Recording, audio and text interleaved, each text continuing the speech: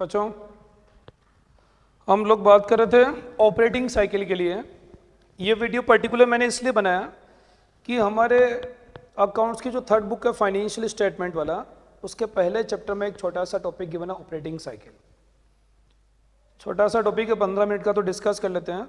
By the way exam में MCQs question आ जाए तो हम कैसे उसको करेंगे, इसके लिए मैं आपको 10-15 मिनट का एक टॉपिक है ऑपरेटिंग साइकिल समझा देता हूँ।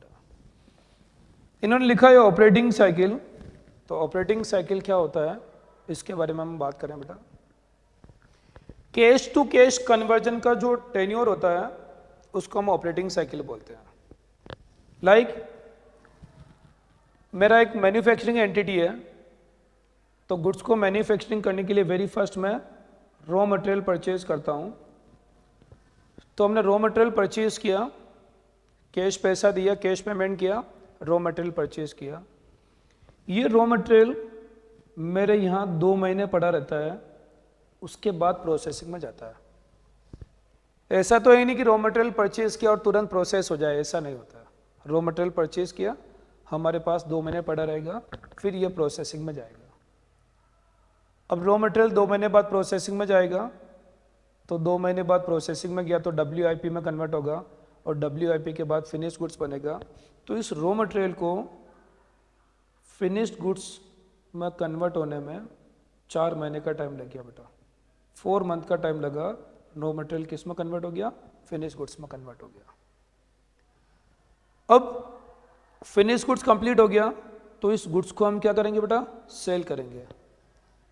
तो ऐसा तो है नहीं कि जैसे ही गुड्स बना और तुरंत सेल हो जाएगा। सेल होने में कम से कम 1 महीने, 2 महीने, 3 महीने का टाइम लगता है। तो फिनिश गुड्स कंप्लीट हुआ 4 महीने में, और उसके बाद क्या कर दिया बेटा? सेल किया। तो सेल होने में कम से कम हमें 2 महीने का टाइम लग गया। फिनिश गुड्स हमारे पास 2 महीने पड़ा रहा, फिर कस्टमर आया, हमने सेल कर दिया। बट ये जो हमने सेल किया था बेटा, ये हमने क्रेडिट सेल किया था। क्रेडिट सेल से क्या बन गया? डेटर। आपने गुड्स सेल किया 2 महीने बाद, तो क्रेडिट सेल से क्या बन गया? डेटर बन गया। अब इस डेटर से कैश कन्वर्ट होगा, तो डेटर से जो कैश कन्वर्ट हो रहा उसमें फिर हमें 3 महीने का टाइम लगा। यानी डेटर से तुरंत कैश नहीं मिला, डेटर से जो कैश मिला एवरेज 3 महीने का टाइम लग रहा। अब ये जो कैश आया, इस कैश से हमने रॉ मटेरियल परचेज किया। फिर ये रॉ मटेरियल 2 महीने हमारे पास पड़ा रहता है। 4 महीने में फिनिश गुड्स बनता है। फिनिश गुड्स बनने के बाद 2 महीने में सेल होता है। सेल होने से क्रेडिट सेल बनता है, डेटर बनता है। डेटर से 3 महीने में कैश बनता है, और एक कैश से हम रॉ मटेरियल परचेज करते हैं। तो ये जो कैश टू कैश का जो कन्वर्जन का टाइम होता है, इसको हम ऑपरेटिंग साइकिल बोलते हैं। जैसे इस केस में ऑपरेटिंग साइकिल कितना है? रॉ मटेरियल 2 महीने पड़ा रहा, तो 2 मंथ का ऑपरेटिंग रॉ मटेरियल हो गया। फिनिश गुड्स में कन्वर्ट हुआ तो 4 महीने कन्वर्जन का टाइम हो गया। फिर हमने सेल करने में 2 महीने का टाइम लगा। फिर डेटर को कैश में कन्वर्ट करने में 3 मंथ का टाइम लगा। तो 2, 4, 6, 2, 8, 9, 10, 11 ऑपरेटिंग साइकिल 11 मंथ हो गया। यानी 11 महीने में आपका कैश वापस कैश में कन्वर्ट होता है। तो कैश टू कैश कन्वर्जन होने का जो टाइम लगता है उसको हम ऑपरेटिंग साइकिल बोलते हैं। अब हमारा बुक में जो एक एग्जाम्पल है वहीं से हम स्टार्ट करते हैं बेटा। बुक में एग्जाम्पल गिवन है, ऑपरेटिंग साइकिल चार्ट गिवन है कि purchase of raw material purchase किया, स्टे हेल्ड फॉर 3 मंथ, हमारे पास 3 महीने पड़ा रहता है। रॉ मटेरियल हमने कैश में खरीदा था, 3 महीने हमारे पास कैश में पड़ा रहा। फिर इसको हमने प्रोसेसिंग में डाला बेटा, तो रॉ मटेरियल WIP और फिनिश गुड्स में कन्वर्ट हुआ, तो उसमें कम से कम 4 महीने का टाइम लग गया। अब ये गुड्स कंप्लीट हो गया, फिर हमने उसको सेल किया, तो 2 महीने बाद हमारा गुड्स सेल हो जाता है। 2 महीने बाद गुड्स सेल हुआ, बट क्रेडिट सेल है, डेटर बन गया, और डेटर्स को कैश में कन्वर्ट करने में कितना टाइम दरकार? इसने 4 मंथ का टाइम हो गया। और 4 मंथ में जो कैश आया, उस कैश से वापस हमने रॉ मटेरियल परचेज किया। तो ये रॉ मटेरियल हमने 3 मंथ हेल्ड किया, 3 महीने।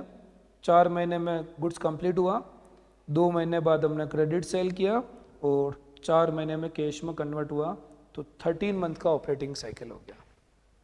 13 महीने में कैश वापस कैश में कन्वर्ट हो जाता। तो ये हमारा ऑपरेटिंग साइकिल चार्ट हो गया। अब बेटा ये जो ऑपरेटिंग साइकिल चार्ट, इसका क्या रोल होता है? तो बेटा ऑपरेटिंग साइकिल का रोल होता है करंट एसेट्स और करंट लायबिलिटीज के कैलकुलेशन में। अभी तक हम लोग बोलते हैं कि जो पेमेंट आपको विद इन 12 मंथ 12 महीने में जो पैसा देना वो करंट लायबिलिटीज, और 12 महीने में जो कैश में कन्वर्ट होता है वो करंट एसेट्स। ये एक नॉर्मल डेफिनेशन थी, लेकिन जब ऑपरेटिंग साइकिल की अगर पिक्चर आ जाती है तो करंट एसेट्स और करंट लायबिलिटीज की डेफिनेशन थोड़ी बदल जाती है। और कैसे बदलती हैं, जो मैं आपको एक एग्जांपल के थ्रू समझाता हूं। करंट लायबिलिटीज का एक एग्जांपल है, उस पर हम बात करें। Classify the liabilities trade payable given as non current liabilities, current liabilities, giving reason for such classification. आपको नीचे जो कंडीशंस है उसमें बताना कि करंट लायबिलिटीज है कि नॉन करंट लायबिलिटीज। तो हम क्या बोलेंगे, जो विद इन 12 मंथ देना होता है वो करंट लायबिलिटीज होता है, लेकिन ऑपरेटिंग साइकिल अगर 12 मंथ से ज्यादा है, विद इन 12 मंथ पेमेंट करना तो करंट लायबिलिटीज, लेकिन अगर ऑपरेटिंग साइकिल 12 मंथ से ज्यादा है, जैसा ऑपरेटिंग साइकिल अगर 15 मंथ का है, तो उस केस में payable within 15 month current liabilities होगी। Payable within 15 month current liabilities होगा। अगर ऑपरेटिंग साइकिल 15 मंथ का है तो पेबल विद इन 15 मंथ, अगर 14 मंथ में पेमेंट किया तो भी करंट लायबिलिटीज है। हम वापस बात करते हैं, अगर करंट लायबिलिटीज का मतलब होता है पेबल विद इन 12 मंथ, 12 महीने में पैसा देना तो करंट लायबिलिटीज है। लेकिन अगर ऑपरेटिंग साइकिल 12 महीने से ज्यादा, लाइक ऑपरेटिंग साइकिल 15 मंथ का है, तो फिर उस केस में 15 मंथ में जो पेमेंट देना होगा वो सारा करंट लायबिलिटीज होगा। लेकिन अगर ऑपरेटिंग साइकिल 12 महीने से कम है, सपोज करो ऑपरेटिंग साइकिल 9 मंथ का है, तो फिर उस केस में डेफिनेशन वही रहेगी पेबल विद इन 12 मंथ। आपने 9 महीने, 10 महीने, 11 महीने या 12 महीने में पेमेंट किया तो भी अपने आप में क्या रहेगा, करंट लायबिलिटीज रहेगा। तो पेबल विद इन 12 मंथ या ऑपरेटिंग साइकिल के टेन्योर में जो पेमेंट होता है उसको हम बोलते हैं करंट लायबिलिटीज। मैं आपको एग्जांपल के थ्रू पूरा समझा रहा हूं, तरीके से समझोगे आप। ट्रेड पेबल में ऑपरेटिंग साइकिल तो गिवन है फर्स्ट केस में 10 महीने और हमने पेमेंट किया 8 महीने में, पेबल विद इन 12 मंथ है। सर ये करंट लायबिलिटीज, कुछ भी सोचने की जरूरत नहीं है। सेकंड केस, ऑपरेटिंग साइकिल 10 महीने, payable within 12 month, payable within 12 month, 12 महीने में जो भी पेमेंट होगा वो क्या होगा, करंट लायबिलिटीज। ऑपरेटिंग साइकिल 12 महीने से कम है, कोई बात नहीं, 12 महीने की डेफिनेशन काम आएगी। लेकिन अगर ऑपरेटिंग साइकिल 12 महीने से ज्यादा होगा तो फिर जो ज्यादा होगा वो कंसिडर होगा 12 मंथ या operating cycle whichever is higher. Payable within 12 month current liabilities है, लेकिन ऑपरेटिंग साइकिल उससे ज्यादा है तो फिर ज्यादा वाला फिगर कंसिडर करना। अभी समझ आएगा आपको थर्ड केस में।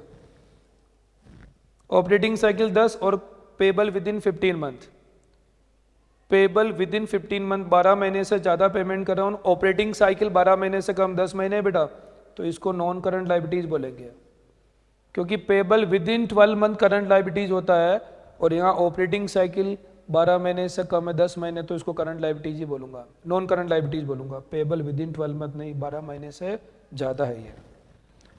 Fourth case, operating cycle 18 month का है, ऑपरेटिंग साइकिल 18 मंथ का है और पेमेंट कब हो रहा, 15 मंथ। पेबल आफ्टर 12 मंथ है, अगर प्राइमरी फेस से पहली बार देखा जाए तो पेबल आफ्टर 12 मंथ होने से नॉन करंट दिखता है, लेकिन यहां ऑपरेटिंग साइकिल कितना बेटा, 18 है। ऑपरेटिंग साइकिल 18 है तो ऑपरेटिंग साइकिल के अंदर अंदर कैश में कन्वर्ट हो रहा है, इसलिए करंट लायबिलिटीज है। पिछले केस में पेबल आफ्टर 12 मंथ था लेकिन ऑपरेटिंग साइकिल भी 10 था, ऑपरेटिंग साइकिल कम था इसलिए नॉन करंट बोला। यहां ऑपरेटिंग साइकिल के अंदर आ रहा है इसलिए इसको करंट लायबिलिटीज बोलेंगे। और आखिरी केस, ऑपरेटिंग साइकिल 18 मंथ है लेकिन पेबल आफ्टर 24 है, पेबल विद इन 12 मंथ या ऑपरेटिंग साइकिल का टेन्योर में होना चाहिए। यहां क्या बोला, ऑपरेटिंग साइकिल तो 18 मंथ है और उससे भी आगे निकल गया, 12 महीने से भी बाहर निकल गया ना, ऑपरेटिंग साइकिल से भी बाहर निकल गया, तो उसको हम क्या बोलेंगे, नॉन करंट लायबिलिटीज।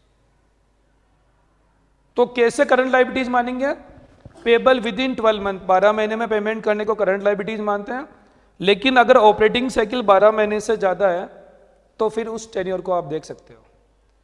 और सेम रूल्स किस में काम करेगा, करंट एसेट्स में, एज इट इज, कुछ भी चेंजेस नहीं है।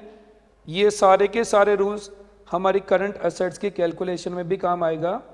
सपोज करो ये ट्रेड पेबल का मैं ट्रेड रिसीवेबल मान लेता हूं और यहाँ पेमेंट को रिसीव्ड मान लेता हूँ। अब ये बोला करंट एसेट्स बताओ, तो करंट एसेट्स की डेफिनेशन होती है converted in cash within 12 month. ठीक है बेटा, ऑपरेटिंग साइकिल 10 महीने का, कन्वर्ट हो रहा कैश में 8 महीने, 12 महीने से कम है current assets. Second case, operating cycle 10, converted in cash within 12 month, current assets. Operating cycle 10, converted in cash within 12 month नहीं बेटा, 12 मंथ से ज़्यादा हो गया तो नॉन करंट एसेट्स। 12 महीने से ऊपर निकल गया और ऑपरेटिंग साइकिल 12 महीने से कम है, इसलिए non current assets. Operating cycle 18 month और converted in cash 15 month. Converted in cash within 12 month उससे तो ऊपर निकल गया, लेकिन ऑपरेटिंग साइकिल के अंदर है, इसलिए इसको करंट एसेट्स बोला। और आखिरी पता, ऑपरेटिंग साइकिल 18 मंथ, ये उससे बाहर निकल गया, 12 महीने से भी बाहर और ऑपरेटिंग साइकिल से भी बाहर, तो उसको नॉन करंट एसेट्स बोलेंगे। तो ये हमारा ऑपरेटिंग साइकिल था कि कैश टू कैश कन्वर्जन के टाइम को ऑपरेटिंग साइकिल बोलते हैं। ऑपरेटिंग साइकिल करंट एसेट्स और करंट लायबिलिटीज़ का असेसमेंट में काम आता है। अगर ये 12 मंथ से बड़ा हो जाएगा तो करंट एसेट्स और करंट लायबिलिटीज़ के कैलकुलेशन में थोड़ा आपको ध्यान देना होता है। एमसीक्यू के पर्पज से काफ़ी इंपॉर्टेंट क्वेश्चन है, तो आप लोग थोड़ा सा ध्यान लगाना है इसके लिए बेटा। बाय बच्चों।